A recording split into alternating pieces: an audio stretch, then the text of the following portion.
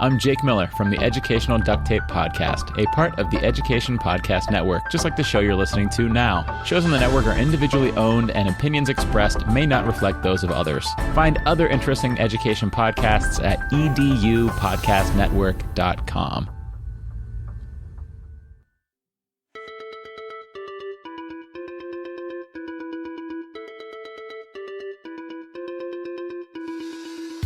Welcome to Fresh Air at 5, the podcast. I'm your host, Bryon Carpenter. Fresh Air at 5 is my regular attempt to exercise by walking about my neighborhood, to take in podcast content, then reflect in an unedited video, which I finally post to my Twitter channel. This podcast will be a regular collection of the audio from these selfie videos.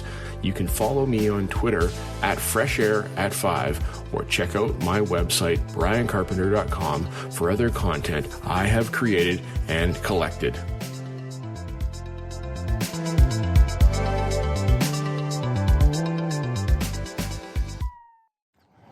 Hey PLN, it's Monday, April 6, 2021, Easter Monday here, so happy Easter to you, and thanks for tuning in to Fresh Air at 5. If you're listening to the podcast and not the Twitter daily video post that I do. So, in this week's first episode, I reflect on my learning that I did as I listened to the Daily STEM podcast with Chris Woods, and he talks to Jeremy Keeshan, who is a coder and an author, and he wrote a book recently called Read, Write, and Code, which brings coding into a literacy level where we need to be literate as people in the area of coding. And he ties the example back to how many years ago, 500 years ago, before the printing press, that there was only a select few that knew how to read and write, and it wasn't imperative for people to do so at that time, but then it became a necessity. I could not imagine not being able to read and write, as I imagine that you probably couldn't imagine that, but he suggests, and Chris agrees, that we're on the precipice of that being a literacy that is necessary for us in all of our different jobs. As a teacher, I work with a really smart guy who is across the hall from me, and he is our programmer. He understands programming and code, and the magical things that he can make is fantastic because he understands code. He teaches JavaScript. I think he teaches Python, and but you know, we have a dependence on each other. I depend on him to make cool things, and he depends on me to teach the user interfaces and other things for graphic creation and things like that. And we have our own places of that. So in a team, not everybody needs to code. I agree with that. But it's important that we understand what each other is doing. And so I would suggest that, you know, I need to up my game in the coding realm. And I'm not going to go and jump into a JavaScript course right now, but I got to start understanding more. Thanks, Chris. Thanks, Jeremy. Have a fantastic Monday. Bye. One more thing for April 6, 2021. I'm just listening to the Define University podcast with Lindsay Titus, as she brings us the A of her 4 A's. Her 4 A's are awareness, acceptance, acknowledgement, and action, I think so with Lindsay, but they're pretty close to that. And the first one that she brings us today is the first one, which is awareness. And it's about being aware of who we are and aware of what's going on with us. If there's a change that goes along, being aware of that change and not calling it names, but to be aware of it so that or maybe calling it names so that we can put it in a box for a moment and look at it and be aware of that. It's important, and thank you, Lindsay, for your relentless work in helping us understand who we are. You've helped me understand who I am recently as I ran into you, and this is stuff that I have thought about in the past, but you package it so nicely that it makes it palatable and a process. And like you said, the 4 A's are not a one and done, but they are a process that we need to do on a regular basis, like every day. So thanks so much. Take a listen to Lindsay Titus as she talks on Define University, episode number 63, maybe 62. But thanks. Bye-bye. Okay, I think I got it wrong. As I said that you just be aware of things and put them in a box. I think that's more the acceptance piece, but the awareness is going, how am I feeling in this time as I am learning about myself so that I can make a change? And that change is so important so that we can effectively, move forward and not sit in this I'm lost state. So that's what I had to say, a little bit more. And thank you, Lindsay. One more thing for April 6, 2021. Just finished listening to the Good News, Brad News Show, episode 14, as Brad Hughes, Chief Encouragement Officer out of Ontario, Canada, brings us Dr. Jeff Springer, who is a man of wisdom, and he has experience as a husband and father and grandfather and educator and consultant and church leader and principal and all these different roles. And Jeff brings to us some thoughts about play and how the acronym play needs to be injected into the things that we do. It's not about sitting down and playing with toys, but it's about people. It's about love. It's about acknowledgement, and it's about yearning. And that acronym play drives him and brings him some purpose as he goes through his days. Who are those people that are around you that you can call at 3 o'clock in the morning when it's going sideways for you? Who are where does love play into the work that you do? And how we say the word love, in context of intimacy, but how is that a part of relationships we have with students at school that we can bring the best we can into them and out of them? Acknowledging and being aware of the successes and being aware of the struggles and acknowledging and owning those things and yearning. What gets you out of bed to put your feet on the cold floor in the morning? What makes you crazy that you get up out of bed and you think about? And for me, some of those things are, my family. I'm going to say that. And sometimes it's not always the case, but quite often, most of the time, it is that, I'm glad to be a dad and a husband. Other things that make me crazy these days are, recording my podcast, getting my Fresh Air at 5 just like this, and bringing that to you. And lately, fly fishing and prepping for trout season. So, my theme this week is going to be, what's your code? And my code has to do with being authentic and being vulnerable. Thanks. Bye.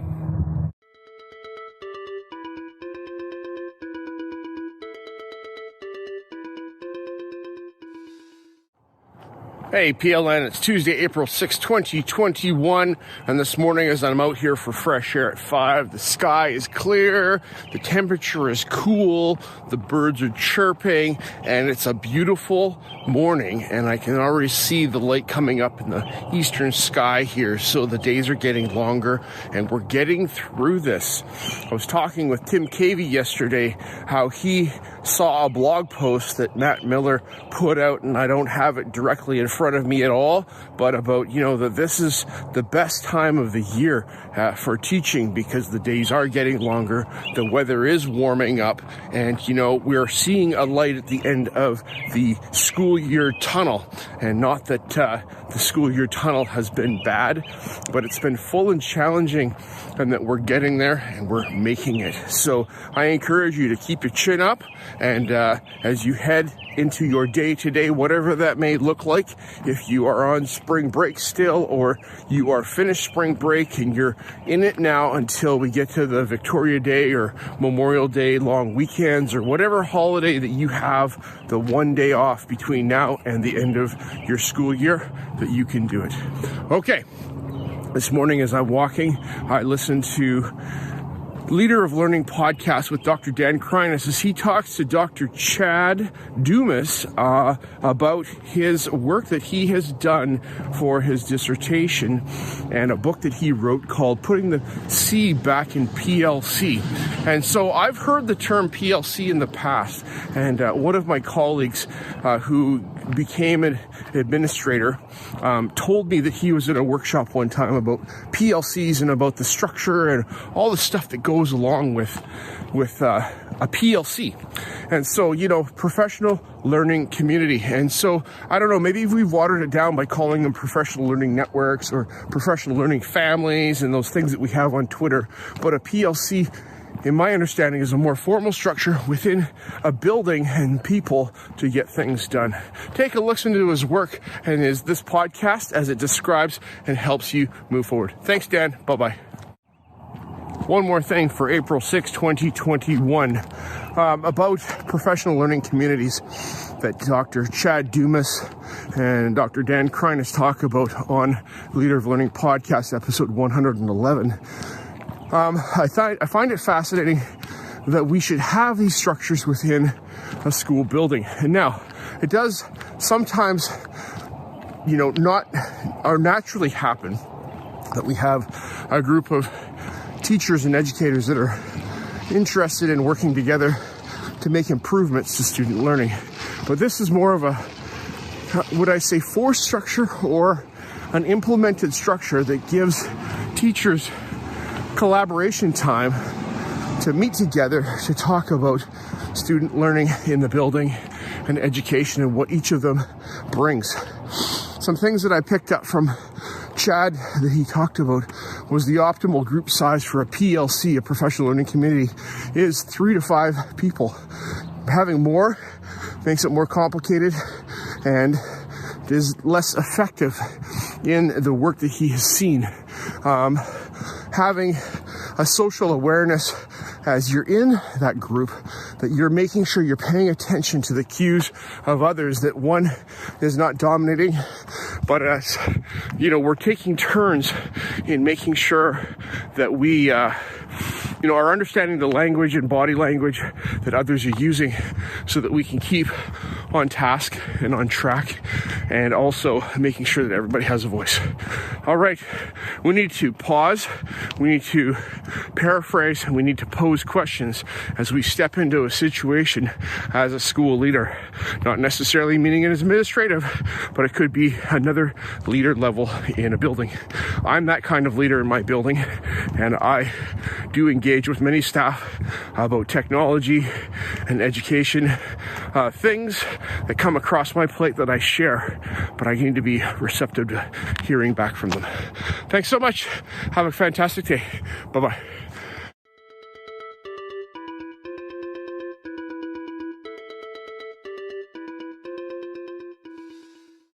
Hey PLN, it's Bryon here, and it's Wednesday, April 7th, 2021, and I'm out here for Fresh Air at 5 this morning. Hear the birds chirping in the background, and it's a beautiful, crisp morning.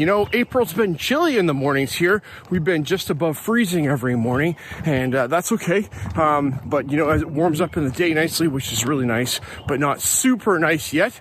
So that's good because, springtime is here, but I like the early spring when it's nice and crisp.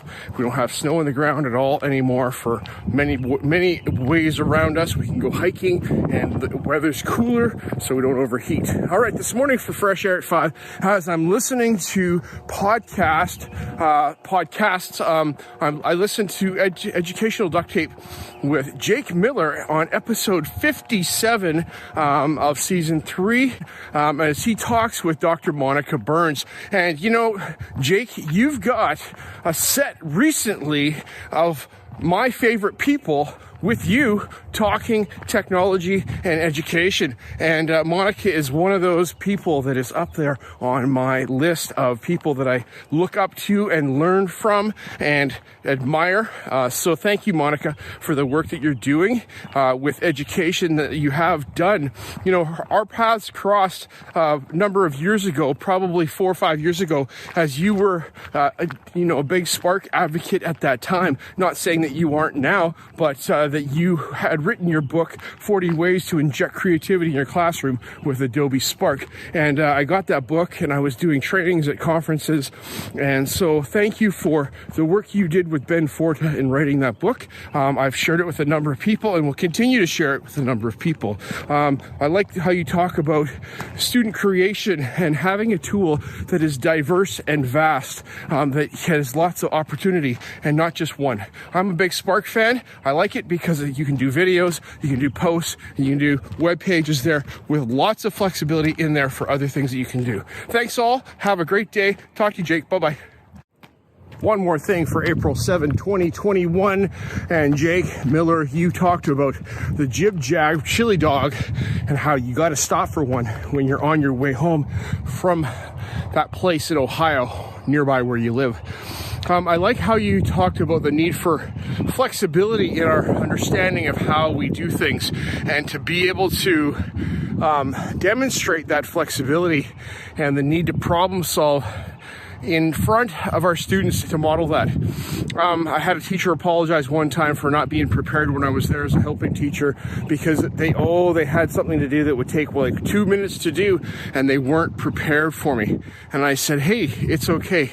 We can do this in front of the students. And I actually said that right in front of the students, how we need to demonstrate flexibility and model creative problem solving in front of them. We tell them that they need to be critical thinkers and problem solvers, but if we can show them that it's not a big deal, and you know what, those of us that use technology, we run into those big deals every moment of every day almost. It seems that something is not connecting or working. So I think it's important that we remember the Jib Jab hot dog and how we need to be flexible and change our strategy to meet our outcome and goal to get it done. All right, here's the Jib Jab. Bye-bye.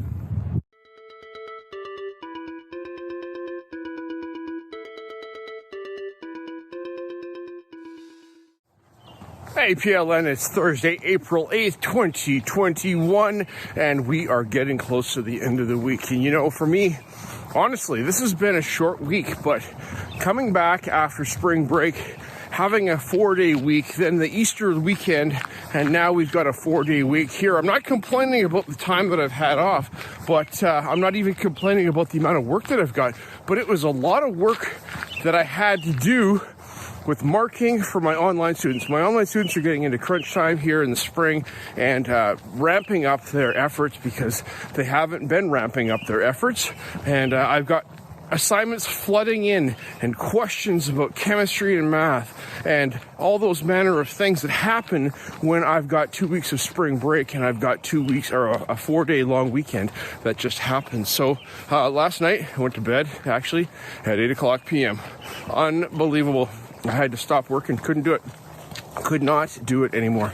Okay, but I'm here now, Fresh Air at 5. Hard to get out of bed this morning and actually get outside, but I'm so glad I did because I hear the birds chirping, I see clear sky above my head, and it's just a breath of fresh air in my lungs to get me going for the day as I head into my teaching day ahead of me. Okay, I listened to this morning a podcast with Bathsheba Frankel, Overthrowing Education, episode 45, as she has special guest Joe Dombrowski on her show, and he is a teacher. He teaches kindergarten and elementary, and he's also a professional comedian, has been a guest on the Ellen DeGeneres show, and it was really great to hear him talk about how he does what he does. And Bathsheba really digs in with him about using humor in the classroom to create deeper learning and how we can have that humor factor to be part of our thing that we do. What's your code?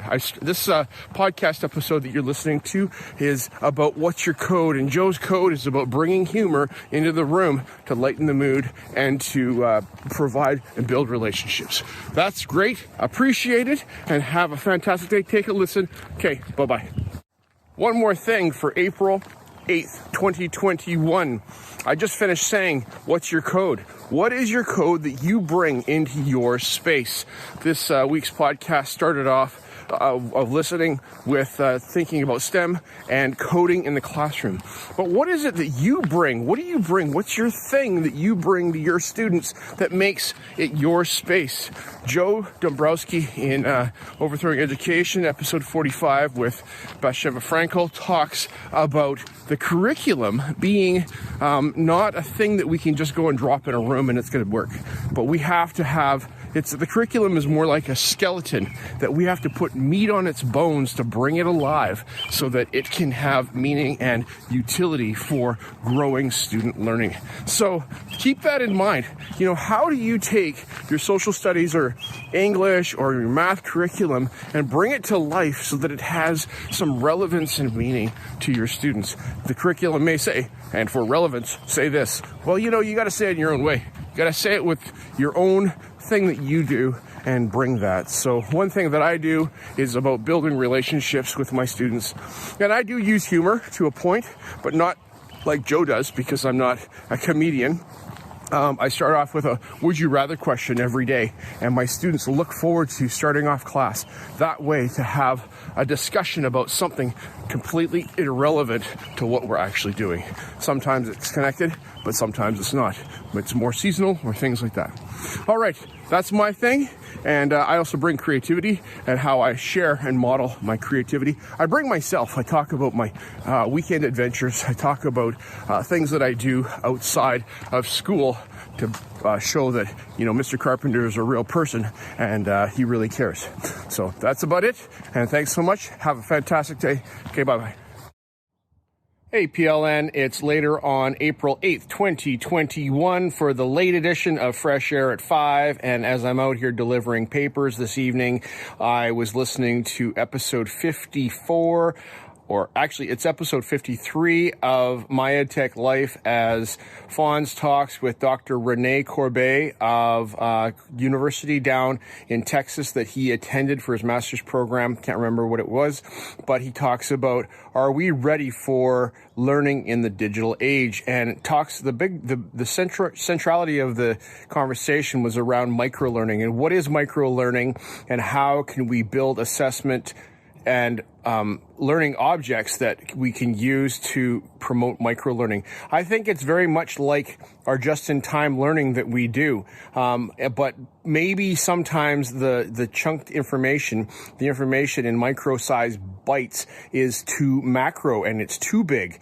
Like listening to a podcast, for example, here might take too long for somebody to listen to get some, you know, nuggets of learning that they can take and move on quickly with. It might be having a 4-part podcast on a similar topic that breaks down that topic into bite-sized pieces.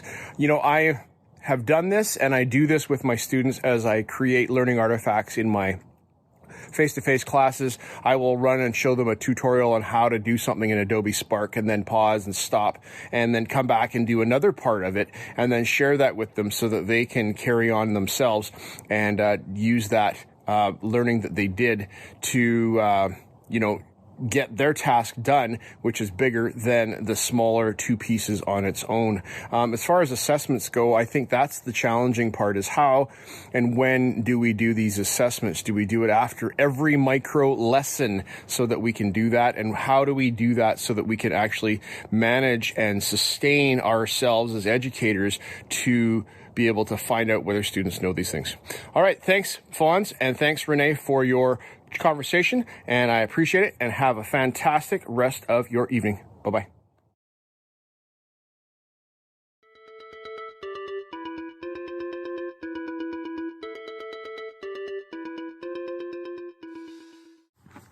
Hey PLN, it's Friday, April 9th, 2021, and I'm out here for Fresh Air at 5 this morning at the end of this short work week for myself.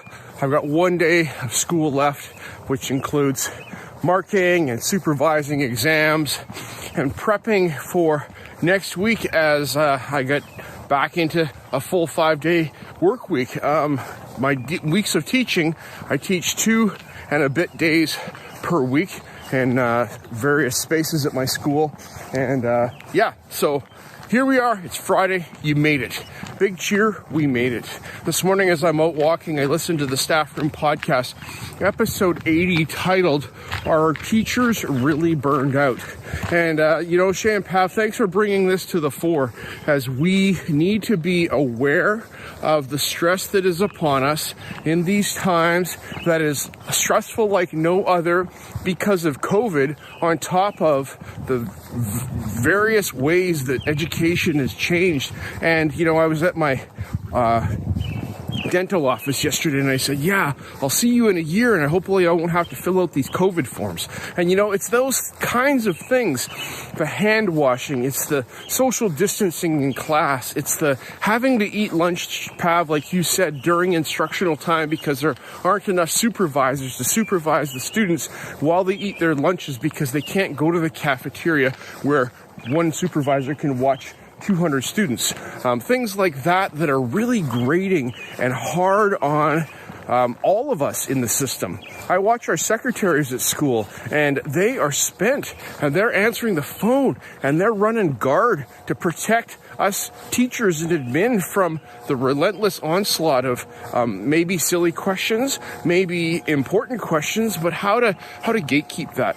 So, I thank you for bringing this to our attention with your episode. Keep on doing it. You guys are doing a fantastic job. Awareness is a key part, and I started the week off with that, talking about Lindsay Titus this past week and how her one thought is about awareness. I'm going to come back and say a couple more things in a moment.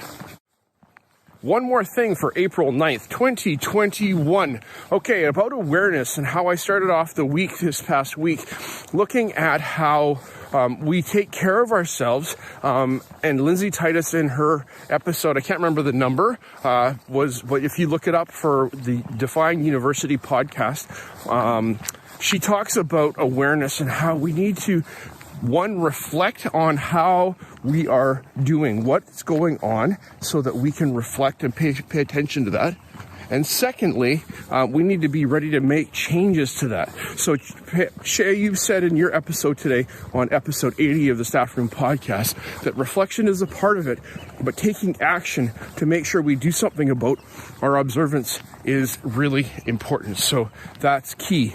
This past week I talked about what's your code. Started off looking at coding in the classroom. I listened to Lindsay Titus talking about code as far as how do you function and operate in the classroom? What energy do you bring to your classroom? I talked about how we teach and what's your code for teaching. But then we get to today and we talk about teacher burnout, and I ask the question, how do we need to change our code to be able to function and do our jobs? So that's my question that I'm going to leave here at the end of the week. How can we stick to our code being, the credo, the things that we are not going to bend on, but how do we have that and be relentless about that in the midst of all this challenge and struggle and stress that we are under in this current time? Thanks for listening to my podcast. Thanks for listening to my daily reflections. If you're a daily reflection listener, I'd like to hear that. So just drop me a note here and say, hey, I listen on the daily or I listen on the podcast, because I'd like to hear from you that you are where you're listening, because I have two different ways of getting the same message out. Take a listen to my podcast where I string all these daily reflections that I post on Twitter together, and they come out every Friday night at midnight.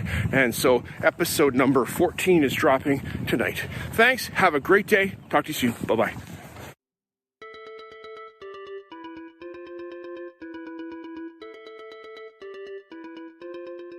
As my one word for 2021 is appreciate, I appreciate you giving me a listen as I've created this podcast experience for you. It's a unique Blinkist or Cold Notes version of the content I take in, like a highlight reel, so that you can hopefully find other interesting podcasts you may not have considered before. I've recorded the specific podcast episodes in the show notes for your learning convenience. Please subscribe so you don't miss any of my upcoming episodes. And if you enjoy this podcast and its format, share it with someone else. Tweet about your experience or give it a review on Apple Podcast or wherever you listen to podcasts. Fresh Air at 5 can also be found on Voice Ed Radio. Your voice is right here, and on the Education Podcast Network, podcasts for educators, podcasts by educators. I hope you have a fantastic day and get some fresh air before the day is out, and take care of yourself because you're worth it.